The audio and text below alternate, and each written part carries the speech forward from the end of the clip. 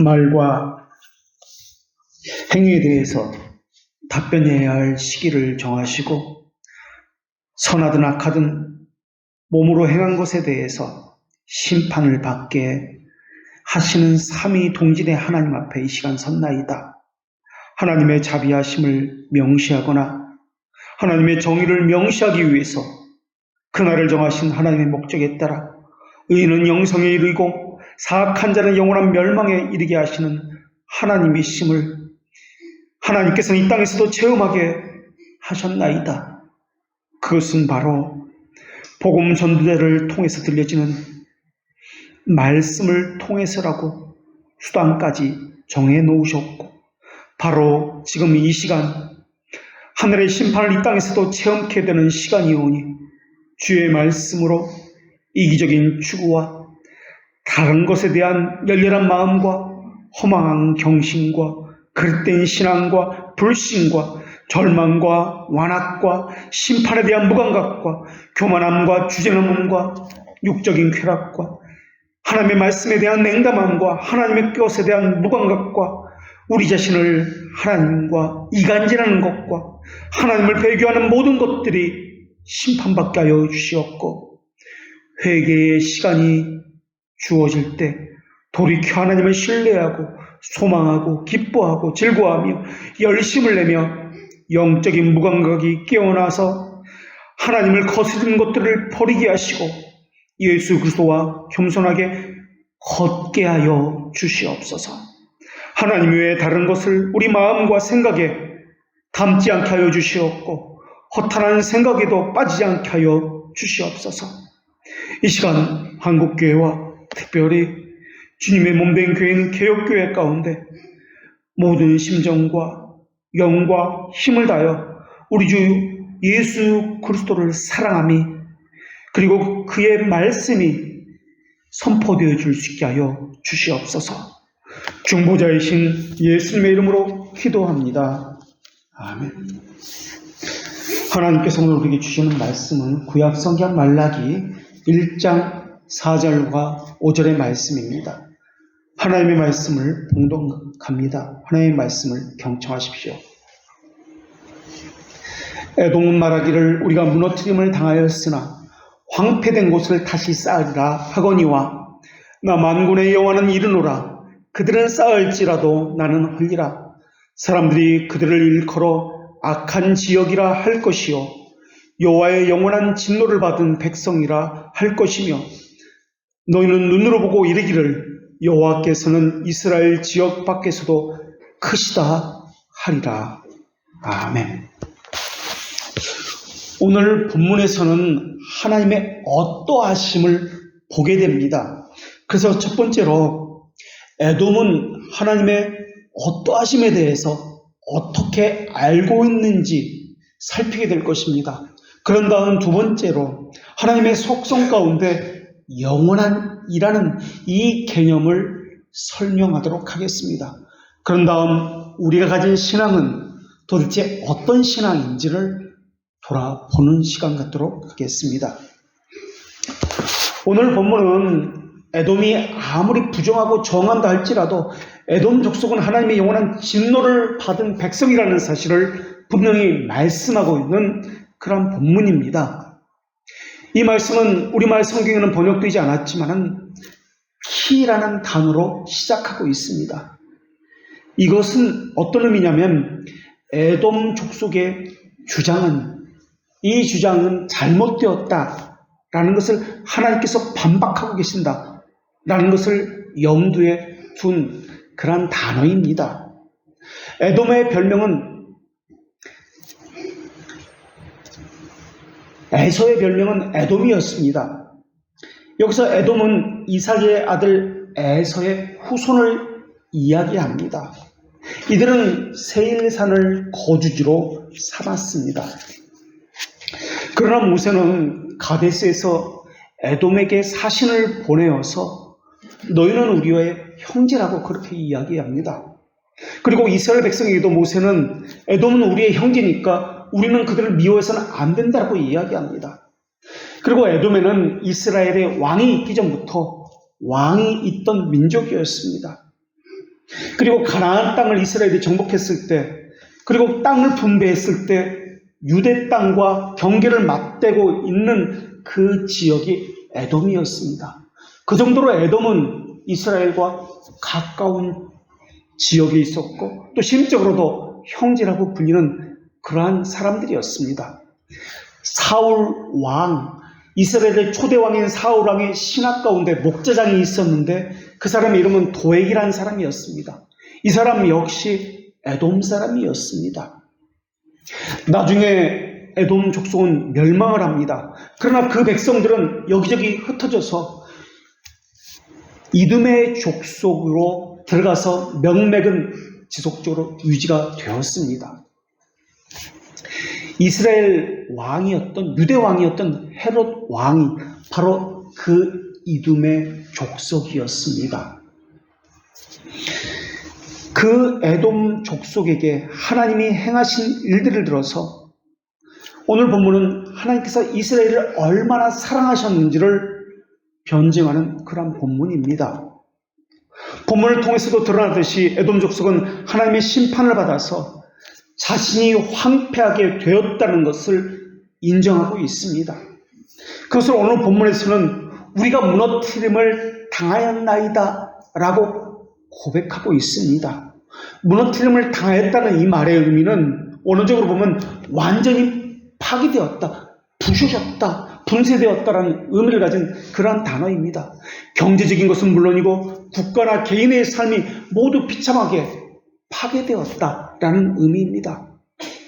황폐된 곳이라는 이 단어는 어원상 비가 전혀 오지 않는 땅이 완전히 말라붙어 버린 황무한 상태를 나타내는 그런 단어입니다. 그러니까 에돔 지역은 사람이 전혀 살 수 없는 그러한 땅이라는 의미입니다. 그런데 이 황폐했다는 이 단어는 언약의 상태를 나타낼 때 사용하는 그런 단어입니다. 언약 중에서도 저주의 상태를 나타낼 때 사용하는 단어입니다. 하나님께서 언약의 말씀 가운데 저주에 관한 언약을 말씀하셨는데 레위기 26장 31절 이하에서 하나님께서는 이렇게 말씀하십니다. 내가 너희의 성을 황폐하게 하고 너희의 성소들을 황량하게 할 것이요 너희의 향기로운 냄새를 내가 흠양하지 아니하고 그 땅을 황무하게 하리니 거기 거주하는 너희의 원수들이 그것으로 말미암아 놀랄 것이며 내가 너희를 여러 민족 중에 흩을 것이요 내가 칼을 빼어 너희를 따르게 하리니 너희의 땅이 황무하며 너희의 성읍이 황폐하리라. 지금 레위기의 그 언약의 말씀이, 그 저주의 말씀이 에돔 족속의 땅에 그대로 이루어지게 된 것입니다. 시편 137편 7절에서도 시편 기자는 이렇게 기도를 합니다. 여호와여 예루살렘이 멸망하던 날을 기억하시고 에돔 자손을 치소서. 그들의 말이 헐어버리라 헐어버리라 그 기초까지 헐어버리라 하였나이다. 또 하나님은 이사야 선지자를 통해서 이사야 34장 5절에서 이렇게 말씀하십니다. 여호와의 칼이 하늘에서 족하게 마셨은즉 보라 이것이 에돔 위에 내리며 진멸하시기로 한 백성 위에 내려 그를 심판할 것이라. 그래서 오늘 본문에 황폐하였다는 이 단어가 여러 군데에서 동시에 같은 의미로서 쓰였다는 것을 알 수가 있습니다. 또 에스겔 선지자는 에스겔 25장 12절 이하에서 하나님의 말씀을 이렇게 전하고 있습니다. 주 여호와께서 이렇게 말씀하셨으니라. 에돔이 유다 족속을 쳐서 원수를 갚았고 원수를 갚음으로 심히 범죄하였도다. 다시 말하면 에돔이 하나님의 저주를 받고 황폐하게 된 이유를 설명하고 있는 것입니다. 왜 황폐하게 됐습니까? 에돔이 그 형제 유다 족속을 쳤기 때문에 황폐하게 된 것입니다. 계속해서 13절에 이렇게 말씀하십니다. 그러므로 주 여호와께서 이같이 말씀하셨느니라. 내가 내 손을 에돔 위에 펴서 사람과 짐승을 그 가운데서 끊어 대만에서부터 황폐하게 하리니 드단까지 칼에 엎드려지리라. 하나님께서는 에돔이 유대에게 행한 그대로 원수를 갚으셨기 때문에 황폐하게 되었다라고 지금 기록하고 있습니다. 요엘 3장 19절에서도 하나님이 이렇게 말씀하셨습니다. 그러나 애굽은 황무지가 되겠고 에돔은 황무한 돌이 되리니 이는 그들이 유다 자손에게 포악을 행하여 무죄한 피를 그 땅에 흘렸음이라. 아모스 1장 11절에서도 마찬가지입니다. 여호와께서 이같이 말씀하시되 에돔의 서너가지 죄로 말미암아 내가 그 벌을 돌이키지 아니하리니 이는 그가 칼로 그의 형제를 쫓아가며 긍휼을 버리며 항상 맹렬히 화를 내며 분을 끊없이 품었음이라. 그러니까 형제인 유다를 함부로 했기 때문에 그들을 죽였기 때문에 에돔 땅이 황폐하게 되었다라고 말씀하고 있습니다. 황폐하게 되었다는 것은 하나님의 은혜가 떠나버린 상태, 하나님의 심판 외에는 진노 외에는 남아있지 않은 상태를 이야기합니다. 그렇다면 여기서 우리는 이런 의문이 듭니다. 예, 좋습니다. 에돔이 그의 형제인 이스라엘을 침범하고 백성들을 죽이고 사로잡아 갔습니다. 그래서 그것이 하나님께 범죄한 것이 되어서 에돔 땅이 황무하게 되었습니다. 그리고 에돔 백성들은 다 흩어버렸습니다. 예, 거기까지는 이해가 됩니다. 그렇다면 이스라엘 백성은 에돔에게 어떻게 했습니까? 다윗 시대에 어떻게 했습니까? 사무엘 하 8장 13절에는 이렇게 기록되어 있습니다. 다윗이 소금 골짜기에서 에돔 사람 18,000명을 쳐 죽이고 돌아와서 명성을 떨치니라. 하나님, 왜 다윗이 에돔 사람을 죽인 것은 문제 삼지 않습니까? 에돔이 이스라엘 사람 죽인 것만 문제 삼습니까? 이것은 너무나 공평하지 않은 것 아닙니까? 하나님은 정의의 하나님이라면서요. 그러나 다윗은 하나님으로부터 말미암은 것입니다. 다음 절인 사무엘하 8장 14절에서 계속해서 이렇게 말씀하고 있습니다. 다윗이 에돔의 수비대를 두되 온 에돔의 수비대를 두니 에돔 사람이 다 다윗의 종이 되니라. 다윗이 어디로 가든지 여호와께서 이기게 하셨더라. 에스겔 25장 14절에서도 마찬가지입니다. 하나님 말씀은 이렇습니다. 내가 내 백성 이스라엘의 손으로 내 원수를 에돔에게 갚으리니 그들이 내 진노와 분노를 따라 에돔에 행한즉 내 원수를 갚음인 줄 에돔이 알리라. 에돔으로 하여금 솔로몬이 대적이 되게 하신 것도 하나님이셨습니다. 여호와께서 에돔 사람 하닷을 일으켜 솔로몬이 대적이 되게 하시니 그는 왕의 자손으로서 에돔에 거하였더라 라고 말입니다. 오늘 본문도 마찬가지입니다. 이 모든 것은 하나님이 행하셨습니다. 그러나 에돔 족속은 오늘 본문을 보면은 하나님의 심판을 당했습니다. 그런데 그들 스스로 우리의 힘과 의지로 그 상태를 되돌릴 수 있다라고 자만하고 있습니다. 오늘 본문에서 황폐한 곳을 다시 쌓으리라 라고 나옵니다. 우리가 돌이킬 것이다. 우리가 다시 건설할 것이다 라는 말입니다. 하나님이 하신 심판을 우리가 되돌릴 수 있다, 바꿀 수 있다라고 그들은 이야기합니다. 열심히 노력하면 안 되는 일이 없다. 하늘 보좌를 움직일 수 있다라고 지금 말을 하고 있습니다. 절대 주권자 하나님의 행한 심판을 결코 그대로만 보고 있을 수 없다는 의지의 강한 표현입니다. 하나님이 그렇게 하신다 할지라도 우리는 하나님의 하신 것에 원래의 상태로 되돌릴 수 있습니다. 자신감의 표현을 지금 보이고 있습니다. 그러자 하나님이 이렇게 말씀하십니다. 나 만군의 여호와는 이르노라. 그들은 쌓을지라도 나는 헐리라. 하나님을 대적하는 그들에게 하나님은 다시 너희가 쌓은 성을 헐어버리겠다고 강력하게 말씀합니다. 우리말 성경에는 본문에 분명히 드러나지 않습니다만 원문을 보면 크게 강조하는 그 단어 두 가지 것이 있습니다. 하나는 그들이라는 단어이고요. 다른 하나는 나는이라는 단어입니다. 그들이라는 단어는 마치 학기 시대에 하나님께서 유대 백성을 향해서 너희들은 나와 상관이 없다, 그들이다라고 말한 것처럼 그런 의미를 가지고 있습니다. 그들에게는 선택권이 없다는 개념입니다.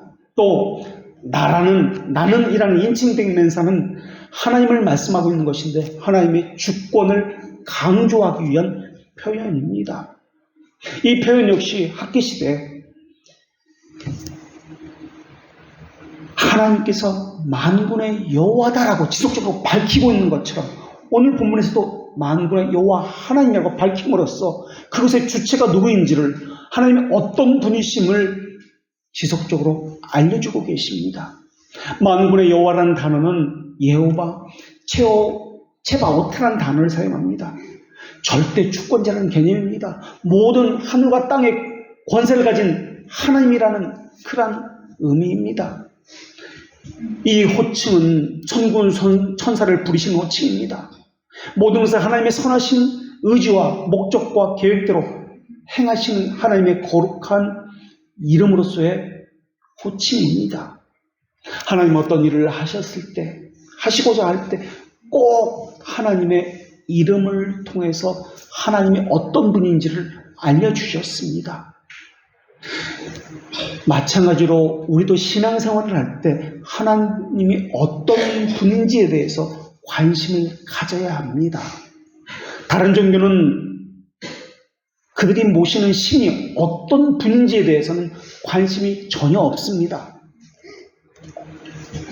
그들은 그저 그 신의 가르침이 무엇인지, 그 신이 우리에게 무엇을 해줄 수 있고 우리는 그 신에게 무엇을 드려야 그 신이 응답할지에 대한 이러한 이야기만 있습니다.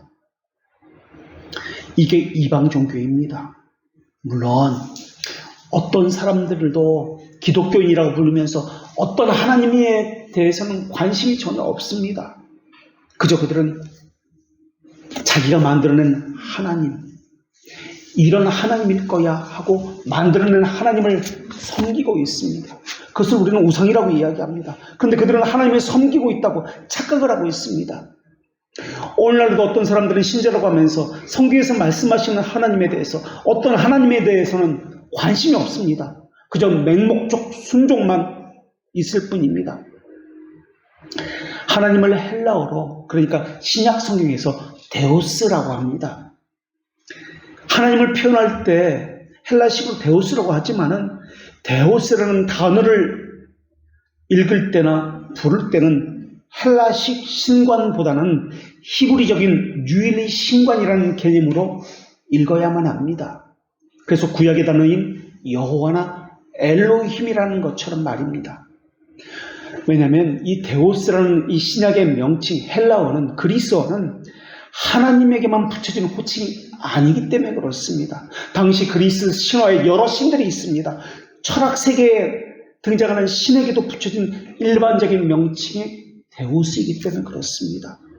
그래서 이를테면은 헬라의 신화에 나오는 술의 신 바카스 또는 힘의 신 헤라클라스 같은 신들이 있고 그 신 중에 제일 높은 신을 제우스라고 했습니다.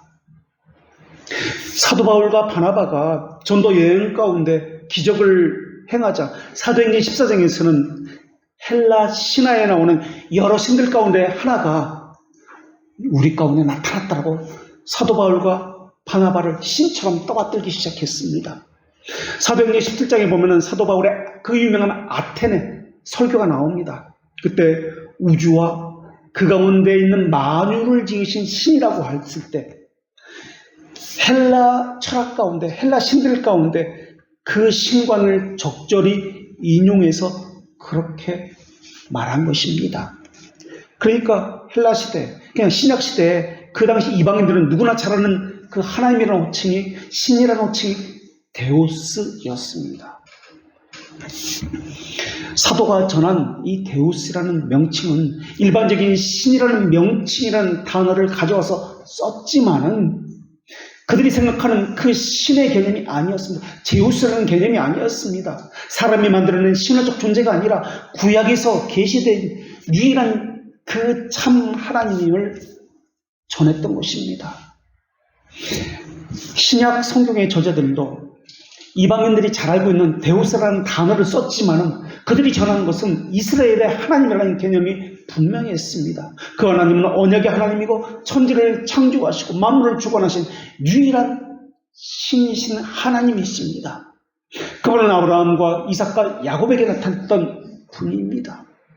단어는 모든 사람들이, 이방인들이 알고 있는 데우스라는 단어를 사용했지만 그 데우스는 그들이 알고 있는 하나님이라는 개념이 아니라 삼위 동질의 하나님이요, 그 계시에서 지금까지 우리가 받은 그 하나님임을 전한 것입니다. 오늘 우리도 마찬가지입니다. 우리가 없는 단어를 사용하거나 우리에게 있는 단어이지만 성경에서 말씀하는 어떤 단어를 사용할 때 우리 식으로 이해하면 안 됩니다. 성경이 말씀하고자 하는 그 의도대로 단어를 사용해서 말을 해야 합니다. 우리는 하늘님이라는 일반 명칭을 사용해서 하나님이라고 그렇게 사용하고 있습니다. 이 단어는 다른 나라에서는, 어떤 나라에서는 상제라고도 이런 단어를 사용하기도 하고, 또 어떤 나라에서는 God이라는 단어를 사용하기도 합니다. 그 단어들은 모두 그 시대에 그 민족들에게 보편적으로 인식될 수 있는 신의 개념을 잘 반영해주는 호칭입니다. 그러나 상제든 하늘님이든 가시든 이 단어의 의미를 잘 알고 사용해야 합니다. 그렇지 않으면 우상을 섬기는 것과 다를 것이 없기 때문에 그렇습니다. 우리가 섬기는, 고백하는 하나님은 일반적인 세상에 그들에게 알려진 그 하나님이 아니라 삼위 동질의 하나님입니다. 그러니까 이 삼위 동질, 삼위일체라는 의미가 무엇인지를 분명히 알고 써야 한다는 말입니다. 호칭만 하나님이라고 부른다고 그들의 하나님과 우리의 하나님이 같은 하나님이 아닙니다. 그것에 대한 설명이 같아야 하고 같은 고백을 가지고 같은 하나님을 섬기고 있어야 같은 하나님이라 할 수 있습니다. 설명이 다르다면 그들이 말하는 하나님과 우리가 말하는 하나님, 이름은 똑같이 부를 수 있지만 서로 다른 하나님을 섬기고 있는 것입니다. 하나님이 어떤 분인가에 대한 이 명확한 이 전제, 개념이 있어야 합니다. 그리고 어떤 분인지에 대한 이 명확한 개념에 전제되어야 하는 것은 우리가 피조물이라는 사실입니다. 죽어야 하고 한계가 있고 유한하다는 사실입니다. 그런 피조물이 천지를 지으신 창조주 하나님을 표현한다는 것은 있을 수 없다라는 것이 전제가 되어야 합니다. 우리는 유한이고 한계가 있기 때문에 무한이시고 영원이신 하나님을 표현한다는 것은 불가능합니다. 그래서 우리는 하나님이 알려주신 그대로 표현하고 설명해야만 합니다. 그 이상을 넘어가도 안 됩니다. 상상해서 만들어내서도 안 됩니다. 하나님께서 아브라함에게 하늘의 묵별을 셀 수 있나 보라고 하셨습니다. 이 말씀은 아브라함의 교만을 잠재우는 말씀이었습니다. 피조물로서 너의 한계를 인식하고 창조주 하나님만을 경배하라는 말씀이었습니다. 정말 하늘에 별이 몇 개인지 세어보라는 말이 아닙니다. 너를 인정하라는 말입니다. 자손을 주시겠다는 언약의 말씀이지만 하나님의 그 주권적인 권능 앞에 복종하고 무릎을 꿇으라는 말씀입니다. 하나님은 사람의 문자나 언어로 담을 수 있는 분이 아닙니다. 문자와 언어는 편의상 약속입니다. 그러나 그것은 그것이 아닙니다. 그렇기 때문에 하나님께서 알려주신 그 울타리 밖으로 넘어가서는 안 됩니다. 그것을 벗어나면은 잘못된 신앙을 가졌다는 말입니다. 그러니까 어떤 하나님이냐 하는 이해에 따라서 하나님이란 이름을 갖아도 각기 다른 신앙들을 갖게 된다는 말입니다. 에돔이 이해한 하나님이라는 개념은 어떤 개념입니까? 변할 수 있는 하나님, 뜻하신 바나 계획을 바꿀 수 있는 하나님이었습니다. 에돔 족속이 이해하는 하나님의 개념은 전지전능하고 영원한 불변하는 하나님이라는 개념이 아니었습니다. 그래서 하나님은 이스라엘에게 하나님이 어떤 하나님인지에 대해서 분명히 알려주고 계십니다. 내 뜻과 내 계획이 영원토록 서리라. 여호와의 계획은 영원히 서고 그의 생각은 대들에 이르나이다. 시편 기자의 고백입니다. 그러나 에돔은 악인들이 이해했던 것처럼 하나님을 이해했습니다. 시편 49편 11절에서 악인들은 이렇게 하나님에 대해서 이해했습니다. 그러나 그들의 속생각에 그들의 집은 영원히 있고 그들의 거처는 대대에 이르리라 하여 그들의 토지를 자기 이름으로 부르도다. 에돔은 언약 자손이 아니었습니다. 그렇다고 하나님은 그들의 언약 자손이 아니라는 이유 때문에 그들을 무조건 심판하시는 분이 아닙니다. 그들이 아무리 유기된 자라 할지라도 그들을 스스로 하나님을 대적해 악한 길을 해가고 죄악이 가득 찰 때까지 참고 참으시는 분이 하나님이십니다. 아무리 족속에 대해서도 그들의 죄가 가득 차기 전까지는 심판하지 않으신 분이 하나님이셨습니다. 아브라함의 자손이 4대 만에 가나안 땅으로 돌아오지 못했던 이유도 아모리 족속의 죄악이 아직 가득 차지 않았기 때문에 그러합니다. 에돔은 하나님을 알지 못했습니다. 하나님의 존재만 알았을 뿐입니다. 다만 여호와라는 호칭을 오늘 본문에서도 쓰고 있습니다. 그러니까 에돔 족속은 여호와라는 호칭은 존재는 알고 있었음을 알 수가 있습니다. 그러나 하나님이 어떤 분인지에 대해서는 이렇게 생각했습니다. 하나님이 무너뜨리면 우리가 일으켜 세우면 되지 뭐, 이렇게 말입니다. 본문에서 헐리다라는 이 단어는 건물을 파괴하고 철저히 부서졌다는 뜻인데 하나님의 단호한 의지가 강하게 들어있는 그런 단어입니다. 만군의 여호와께서 에돔의 인간적인 모든 수고, 노력을 헛된 것으로 만들어 버릴 것이다 라는 것을 다루고 있습니다. 그러면서 그 지역을 에돔 사람이 아니라 그 지역을 악한 지역이라고 이야기합니다. 악으로 찌든 땅이라고 말씀합니다.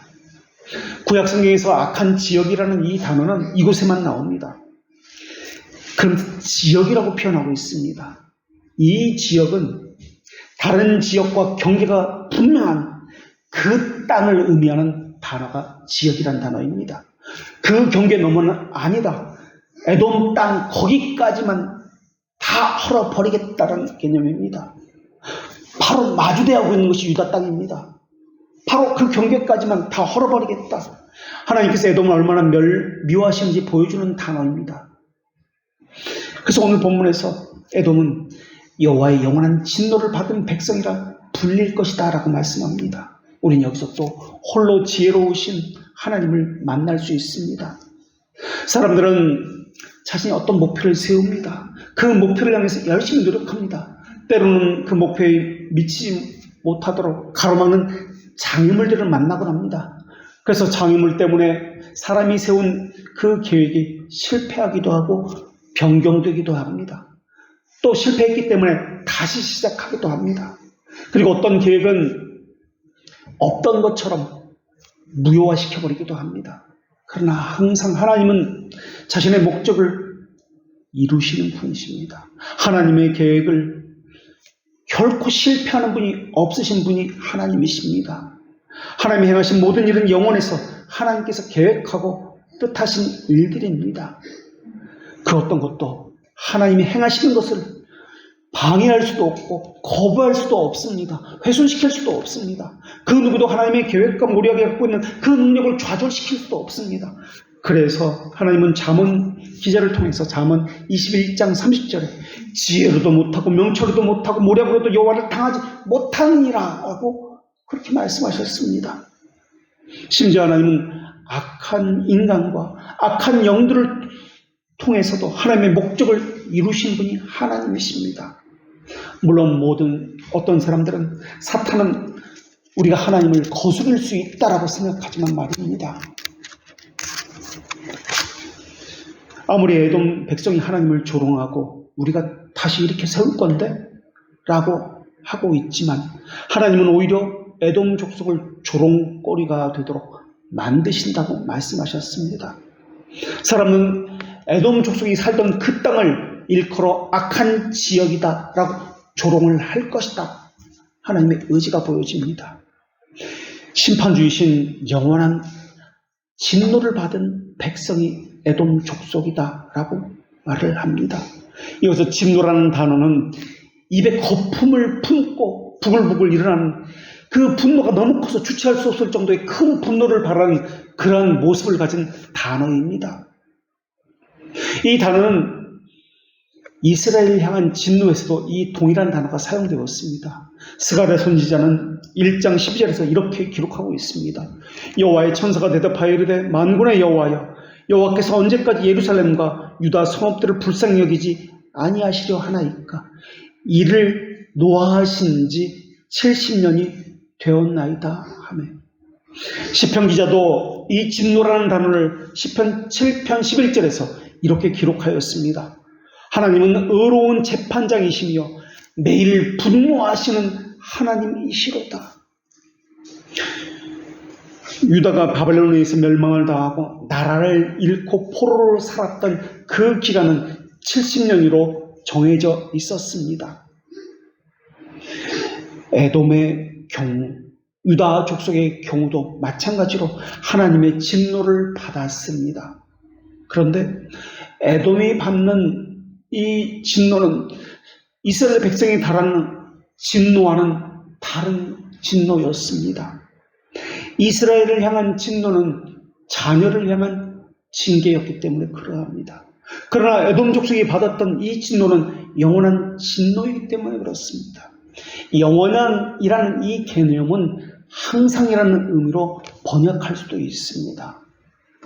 영원이라는 개념은 하나님의 측면에서 현재라는 개념이기 때문에 그렇습니다. 영원하다는 말은 하나님만이 오류가 없다는 말입니다. 홀로 지혜로우시다는 말입니다. 홀로 정의로우시다는 말입니다. 불변하시다는, 변함이 없다는 말입니다. 무한하다는 말입니다. 사람들은 자신의 욕망을 충족시키려고 우리가 열심히 하면은 하나님도 감동을 받아서 하나님의 뜻을 바꾸실 거야 라고 이야기합니다. 기도하면, 열심히 봉사하면 천국 보좌를 움직인다라고 이야기합니다. 그러한 생각들이 바로 아르미우스 주의자들의 생각입니다. 그런 목사님이나 그런 교회가 있다면 그것은 성경에서 말씀하신 하나님이 아닙니다. 그것은 자기가 만들어낸 하나님을 하나님이라 여기고 섬기고 있는 것입니다. 어떤 교회는 상 중에서 천국에서 제일 좋은 상이 전도상이다 그러면서 사람의 의지를 부추기도 합니다. 하나님은 그러나 하나님의 본질에 어긋나는 일을 하시지 않습니다. 성경에는 신격과 신성을 다르게 표현하고 있습니다. 신격은 신성을 표출하는 그 본질, 원형을 이야기합니다. 그러나 신성은 신격이라는 이 본질, 원형에서 표출되어지는 그 특성, 이것을 신성이라고 이야기합니다. 신격이라는 단어는 골로새서 2장 9절에서 그리스도를 언급하면서 이렇게 말씀하셨습니다. 그 안에는 신성의 모든 충만이 육체로 거하시고, 이때 신성이라는 단어를 우리말에서는 지금 번역해 놓았는데 이 단어가 신격이라는 단어, 데오테스라는 단어입니다. 그리고 하나님은 로마서 1장 20절에서는 이렇게 말씀하셨습니다. 창세로부터 그의 보이지 않는 것들, 곧 그의 영원하신 능력과 신성이 그가 만드신 만물에 분명히 보여 알려졌나니 라고 할 때 여기에도 로마서 1장 20절에도 신성이라는 단어가 나옵니다. 우리말 성경에서는 이 골로새서나 로마서나 동일하게 신성으로 번역해 놓았습니다만 원어에서는 서로 다른 단어로 사용하였습니다. 로마서 1장 20절에서는 데이오테스라는 단어를 사용합니다. 그러니까 골로새서와 로마서의 단어가 다릅니다. 골로새에서 표현되는 그 그리스도는 동일 본질이라는 하나님이라는 개념으로 설명하는 단어입니다.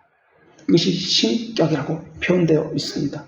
로마서에서 표현되는 것은 삼이라는 개념, 영원히 나으시는 분이라는 위격적인 특성을 가지고 설명하고 있는 단어입니다.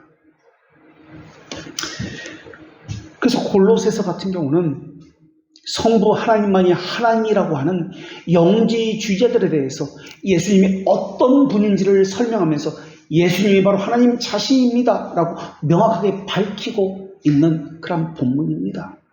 그리고 로마서는 영원 불변하고 천지를 창조하신 하나님의 위격적 특성으로서 하나님이 어떤 분인지를 밝히고 있는 것입니다.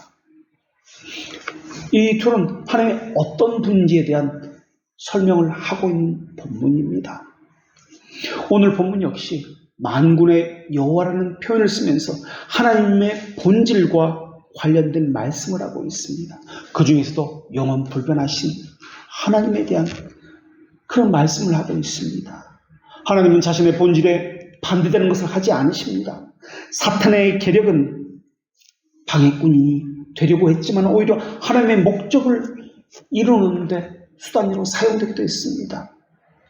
사탄은 하나님의 영원한 목적에 기여했습니다. 하나님은 수단을 사용하실 때도 결코 오류를 범하시는 분이 아닙니다. 이 세상의 그 무엇도 하나님이 실패하게 만들거나 하나님의 계획을 변경하게 만들 수 있는 것은 없습니다. 하나님이 이미 정해 놓으셨고 명령한 것 외에 다른 수단들로 바꾸지도 않으십니다. 하나님은 죄인들의 욕망을 부추기기 위해서 스스로 영광을 가르치는 분도 아닙니다. 하나님은 세상이 시작되기 전이나 그 이후나 한결같이 스스로 계신 분이십니다. 그저 하나님은 영원전부터 품으셨던 하나님의 뜻과 계획과 의지를 그대로 행하시는 분이십니다. 하나님은 그저 하나님 보시기에 좋은 것을 선이라 하시고 하나님 눈에 가증한 것을 악이라 하시는 분이십니다. 변하지 않는 분위기에 의인에게는 변함없는 친구가 되어주시지만 사악한 자들에게는 대적자가 되고 심판자가 되어주시는 분이십니다. 그래서 하나님은 이스라엘 지역 밖에서도 크시다는 찬사를 듣는 분이십니다. 우리가 지난주에 살펴본 본문에서도 이스라엘은 하나님의 사랑에 대해서 회의하고 있었습니다. 그러나 이제 이스라엘이 하나님이 에돔에게 어떤 일을 행했는지 목격하고 하나님의 주권을 인정하고 신뢰하게 될 것이다 라고 이제 예언의 말씀을 전해 주고 있습니다. 이스라엘에게도 사라졌던 것, 그것이 바로 하나님의 어떠한 분이라는 이 개념이었습니다. 하나님은 이스라엘 백성에게 하나님 어떤 분이라는 지식을 주실 것이라고 말씀하고 있습니다. 그리고 그것을 통해서 유대 백성이 하나님께서는 얼마나 그들을 사랑하셨다는 것을 깨닫고 고백하게 될 것이라고 말씀합니다. 그래서 하나님은 이스라엘은 2인칭으로 표현하고 계십니다. 그리고 에돔에게는 3인칭으로 표현하고 계십니다. 그래서 하나님이 이스라엘에게 5절에서 이렇게 말씀하셨습니다. 너희는 이스라엘에게 2인칭으로 표현하고 있습니다. 눈으로 보고 이르기를 여호와께서는 이스라엘 지역 밖에서도 크시다 하리라. 직접 하나님의 능력을 볼 것이다 하는 말씀입니다. 절대 하나님의 능력을 부정할 수 없을 것이다 라는 의미입니다. 이스라엘이 이스라엘 안에서만이 아니라 이스라엘 지역 밖에서도 크시다는 사실을 인식하게 될 것이다 라는 말씀입니다. 지금 이스라엘은 하나님의 사랑을 부인하고 회의하고 있습니다. 그러나 그것이 장차 바뀌게 될 것이다 라고 말씀하고 있습니다. 이 지역이라는 단어가 4절에서도 지역이라는 단어를 사용했고 5절에서도 지역이라는 단어를 사용하고 있습니다. 이 지역이라는 단어를 이렇게 사용하고 있는 것은 고대 근동에는 이 당시에는 지역의 신들이 각기 있었습니다. 지역 신관이 있었습니다. 세상에는 무수한 신들이 있다고 그들은 믿었습니다. 그리고 그 신을 마치 하늘에는 천신, 옥황상제가 있고 땅에는 지신, 신선이 있고 바다에는 바다의 신, 용왕님이 있다는 것처럼 그 다스리는 지역이 있다고 생각했던 것처럼 그 당시 사람들도 그 지역을 다스리는 신이 있다고 믿었습니다. 그 신은 자기의 관할 지역에서는 힘을 쓰지만은 그 지역을 넘어서면 힘을 쓰지 못한다는 것이 그 당시의 생각이었습니다.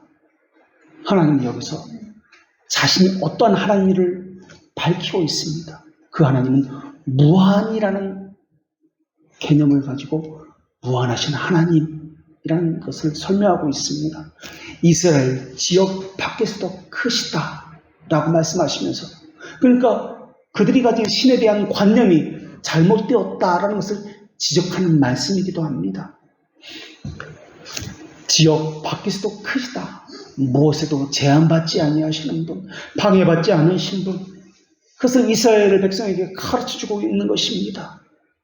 크시다는 이 단어는 전에는 작았다가 앞으로 크게 된다는 말이 아닙니다. 이전에는 사람들이 인식하지 못했지만 이제 인식하게 될 것이다. 그것을 체험하게 될 것이다. 만나게 될 것이다. 그리고 고백하게 될 것이다라는 그런 의미입니다. 하나님은 어떤 말씀을 하셨던 이 모든 것들은 신이 계획하신 것입니다. 그리고 그 일은 정해진 목적을 반드시 이룰 것입니다. 아무리 인간과 악한 영의 군대가 힘을 합쳐서 하나님을 좌절시키고 방해한다 할지라도 결코 방해받는 분이 아닙니다. 하나님 이사야 선지자를 통해서도 이사야 55장 11절에서 이렇게 말씀하셨습니다. 내 입에서 나가는 말도 이와 같이 헛되이 내게로 되돌아오지 아니하고 나의 기뻐하시는 뜻을 이루며 내가 보낸 일에 형통함이니라 라고 말입니다.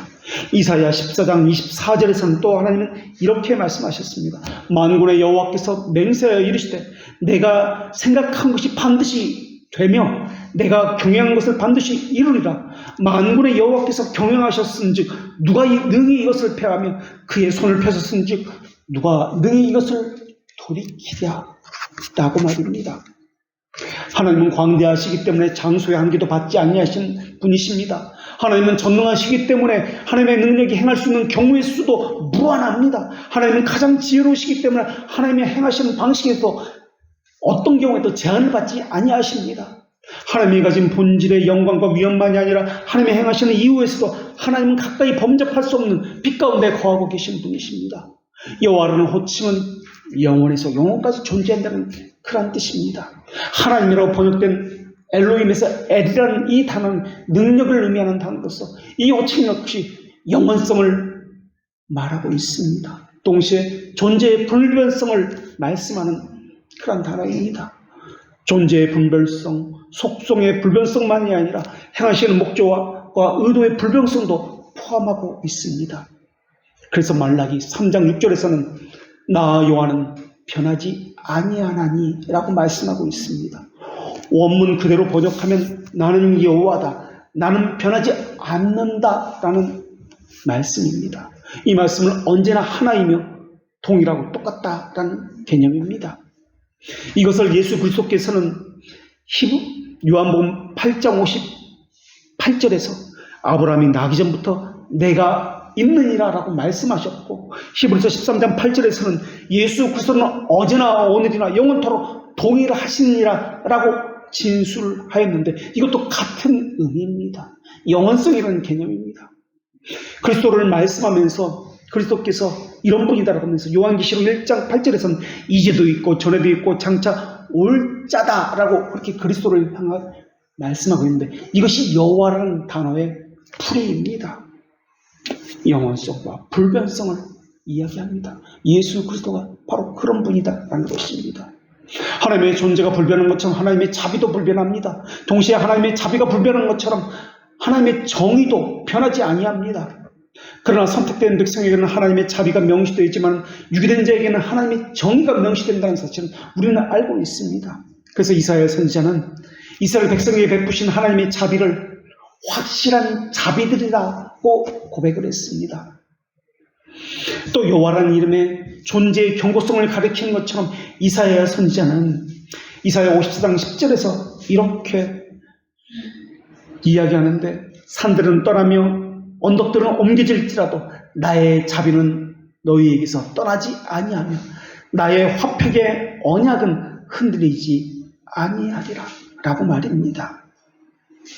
우리 신앙의 근간이 무엇입니까? 하나님이 어떤 분인지 바르게 아는 것부터 시작됩니다. 이것을 모르면 신앙생활은 잘못하게 되어 있습니다. 교회는 다니고 하나님은 부릅니다. 하나님을 향해서 기도는 합니다. 그러나 그들이 부르고 고백한 하나님은 성경의 하나님이 아닙니다. 시편 기자는 102편 26절에서 이렇게 고백합니다. 천지는 없어지려니와 주는 영존하시겠고 이것들은 다 옷같이 낡아지니 의복같이 바꾸시면 바뀌려니와 주는 한결 같으시고 주의 연대는 무궁하리이다. 오늘 보면 하나님의 속성 어떠하심을 밝히고 있습니다. 이 진리를 우리에게 적용할 때 우리에게 언제 어느 때든지 하나님을 신뢰하고 있는가라고 묻고 있습니다. 하나님의 영원성을 믿고 있는가라고 묻고 있습니다. 과거에도 계셨고 지금도 계시며 장래에도 계실 하나님은 어떤 분인가? 너희에게 어떤 분인가? 자비로우신 여호와신가? 최악의 때라도 신뢰하라고 요구하고 있습니다. 최악의 때라는 것은 우리가 자비로우신 여호와 앞에 죄를 범했을 때를 이야기합니다. 그런 때라도 자비하심을 믿는다면 하나님 앞에 나오라고 요구하고 있습니다. 우리가 거룩하게 행했을 때만, 순종했을 때만 자비와 용서를 받는 것이 아닙니다. 언제든지 하나님을 신뢰하라고 나오라고 요구를 받고 있습니다. 자신을 낮추고 그리스도를 의지하고 하나님께 돌이켜 나오기만 하면 됩니다. 하나님은 사람과 같지 아니합니다. 하나님은 기분이 좋을 때만 이따금씩 자비로운 분이 아닙니다. 하나님은 항상 지속해서 우리와는 상관없이 자비로우신 분이십니다. 그래서 시편 기자는 이렇게 고백을 합니다. 난 항상 소망을 품고 주를 더더욱 찬송하리이다. 세상 인간의 죄 때문에 본래 가지고 있던 위엄을 잃어버렸습니다. 타락과 함께 저주를 받았습니다. 창조를 통해 받았던 아름다움이 손상함을 입었습니다. 그러나 이스라엘은 최초의 죄 때문에 잃어버린 위엄을 회복하게 될 것입니다. 그것은 부활을 통해서 말입니다. 하나님의 언약은 영원합니다. 지극히 선하기 때문에 그러합니다. 하나님은 하나님의 백성에는 특별한 선하심을 베푸시는 분입니다. 물론 그렇다고 해서 일반 세상에 대해서 일반적인 선하심을 보여주시지 않는 것은 아닙니다. 하나님이 사람은 혈연적으로 가장 가까운 사람에게 특별한 애정을 가지고 있습니다. 하다못해 자기 집에서 기르는 개와 고양이에도 특별한 애정을 가지고 있습니다. 하나님은 이거보다 더하신 분이십니다. 모든 피조물은 하나님의 눈앞에 있을 뿐만 아니라 하나님의 품속에 있습니다. 하나님은 그들을 먹이시고 입히시고 기르시는 분이십니다. 작은 지류나 갈라진 틈 속이라도 하나님의 선하심을 받지 아니하는 곳은 단 한 군도 없습니다. 하나님의 선하심은 세상을 품어 부화시킬 뿐만 아니라 세상 위를 맴돌고 돌보고 또한 함께하고 계십니다. 물고기가 바닷속을 헤엄치고 새가 드넓은 하늘을 나는 것처럼 세상은 창조주의 선하심과 자비하심 가운데 그렇게 날아다니고 있습니다. 그렇다면 왜 이런 선하신 하나님께서 에돔에게는 그 풍성한 사랑을 베풀지 않으신 것입니까? 진실로 하나님은 악을 행하지 아니하시고 전능자는 공의를 품지 아니하시기 때문에 그렇습니다. 죄가 있는 심판자는 죄인이지 심판자가 아닙니다. 그렇기 때문에 하나님의 전지하심은 하나님이 심판자에게 되기에 합당한 분이 되게 하십니다. 마찬가지로 하나님의 거룩하심은 하나님을 의로운 심판자가 되기에 합당하게 만듭니다. 하나님은 스스로 모든 의인들의 길은 인정하시나 악인의 길은 망하리라고 말씀하셨습니다. 인정한다는 말은 죄들을 용서한다. 그리고 그들을 사랑한다는 뜻입니다. 아니 그렇다면 이스라엘 백성이나 에돔이나 동일하게 하나님에게 죄를 범한 것 아닙니까? 그런데 왜 하나님은 이스라엘 백성을 회복시켜 주시고 에돔에게는 영원한 멸망을 받게 하시는 것입니까? 공정한 심판자가 아니지 않습니까? 시편 기자도 고백하기를 세상에는 여호와의 인자하심이 충만하다고 그렇게 고백하지 않았습니까? 선한 자만이 아니라 악한 자도 하나님의 선하심을 누리고 있습니다. 환원자의 모습으로 눈을 들어 하나님의 바라보는 자만이 아니라 반역자의 태도로 하늘을 대적해서 손을 올리는 자들도 하나님의 선하심을 누리고 있습니다. 하나님은 선함을 조금도 갖고 있지 않은 자에게도, 가장 악랄한 자에게도 선하신 분이십니다. 하나님은 하나님의 자비하심을 하나님에 대한 모욕으로 바꾸는 자들에게도, 하나님의 권위를 대적하는 자들에게도 자비하신 분이십니다. 그럼 하나님은 어떻게 자비하십니까? 악한 자에게 어떻게 자비하셨습니까? 우리는 믿을 수가 없습니다. 하나님은 땅에게 명령하셨습니다. 이 세상에서 가장 악한 자에게도 먹을 것과 약초를 내어주라 라고 말입니다. 선한 자만이 아닙니다. 하나님은 가장 악한 자의 영혼이 가진 능력에 대해서도, 악한 자가 가진 그 신체의 능력에 대해서도 빼앗지 아니하셨습니다. 하나님은 천둥을 내려칠 수 있는 곳에도 복을 베풀어 주셨습니다.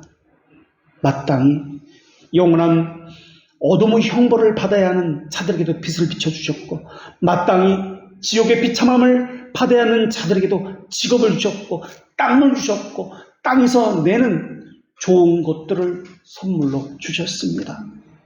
에돔에게 하듯이 바로 우리와 같은 자들에게도 말입니다. 그런데도 불평하면서 더 주지 않는다고 원망했습니다. 자신이 누군지도 모른 채 말입니다. 아직도 우리의 죄는 세상을 부패한 시대로 이끌고 가고 있습니다. 죄는 하나님 만드신 작품 전체를 뒤집어 놓았습니다. 그래서 하나님은 인간의 배반과 부패함 때문에 세상에 들어온 죄에 대해서, 죄의 저명과 두려움에 대해서, 더러움에 대해서 땅을 불로 정결하게 하셔야만 했습니다. 세상이 이 죄로 인간을 삼켰기 때문에 그렇습니다. 그래서 그들을 정결하게 불로써 해야만 했습니다.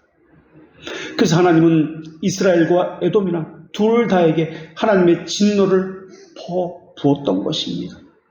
예, 좋습니다. 거기까지는 이해가 되었습니다. 그렇다면 지금 질문하고 있는 것은 왜 에돔은 돌이킴이 없었습니까? 이스라엘에게만 돌이키게 하셨느냐 하는 것입니다. 에돔은 스스로 자원하여서 그것을 기쁨으로 선택했고 그 길로 갔던 것뿐입니다. 그래서 우리가 고백하는 신앙 고백은 이렇게 고백합니다.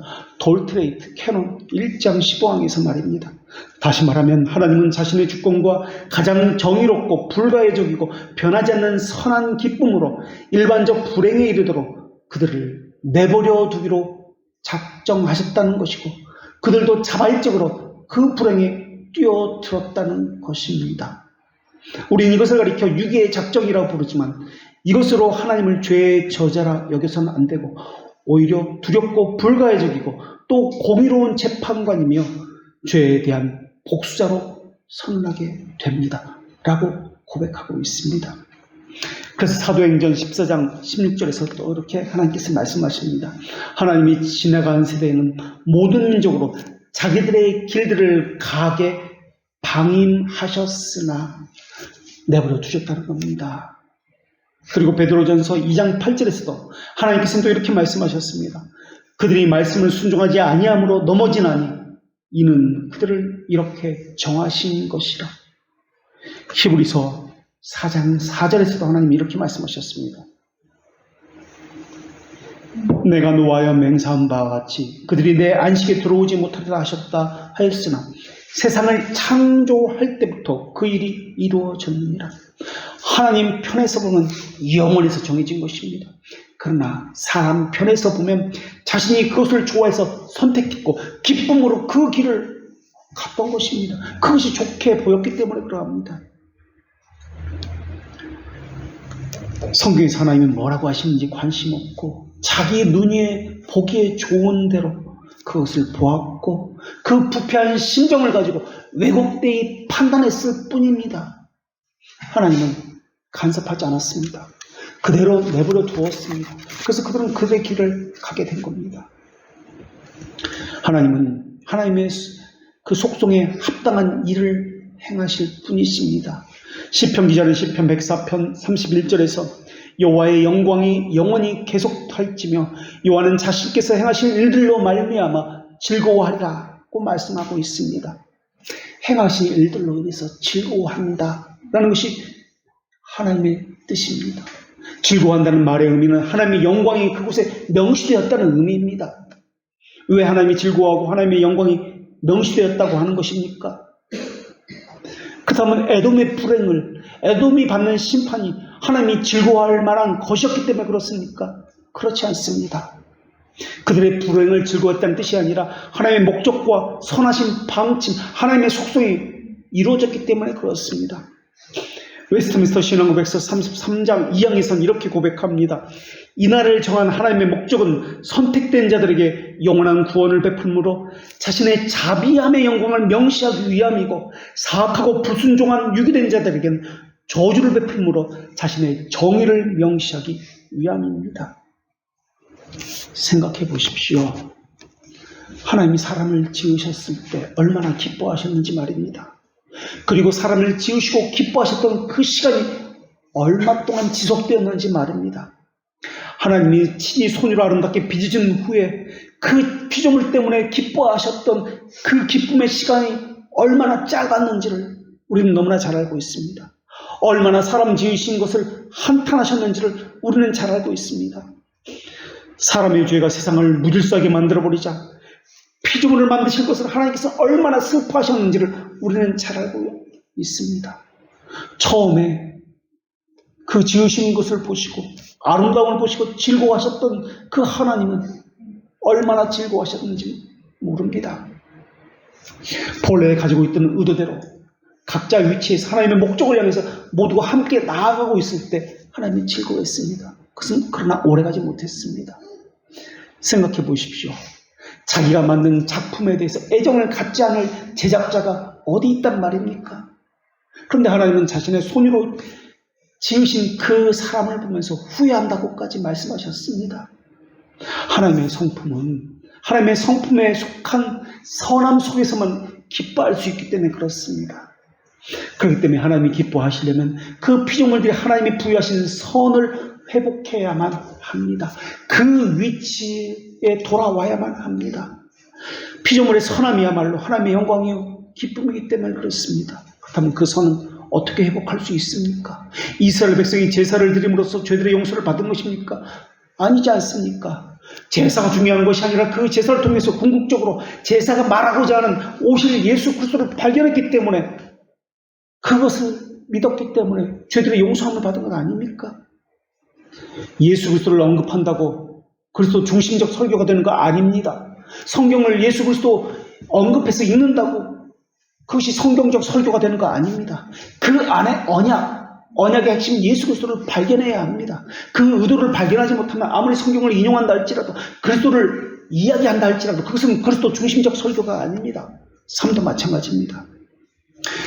신자의 삶을 윤리도덕적으로 판단해서 도덕적으로 훌륭하면 참된 신자의 삶이고 그렇지 못하면 거짓 신자라고 우리는 단정하는 경향이 있습니다. 교회를 판단할 때도 그렇게 이야기합니다. 윤리도덕적으로.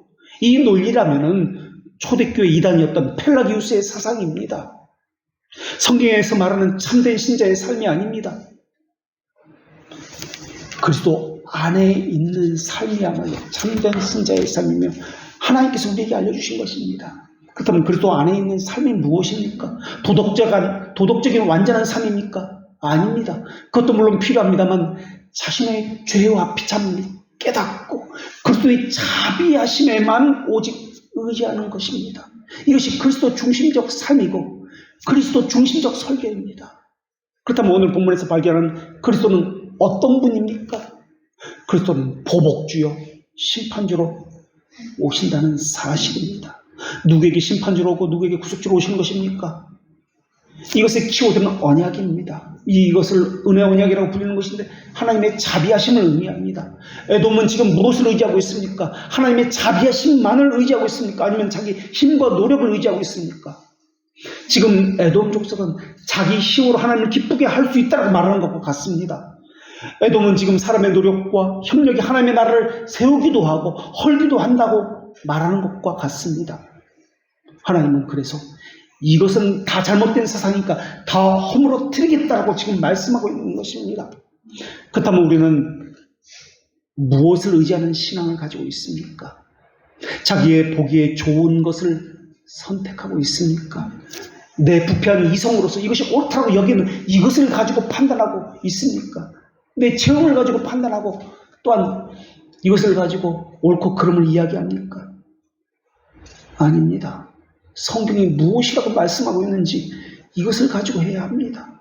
최종적 권위는 오직 하나님의 말씀에 있습니다.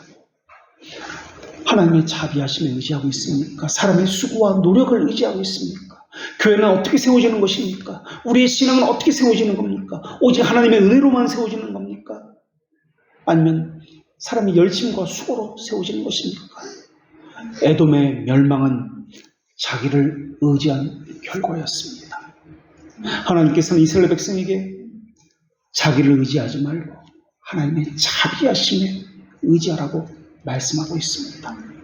기도하겠습니다. 둘째 아담이신 그리스도와 언약을 맺게 하셨고 그것을 은혜 언약이라 부르게 하신 하나님께 감사와 찬송을 드립니다. 저희는 자주 에돔 족속처럼 저희가 경제를 일으키겠습니다.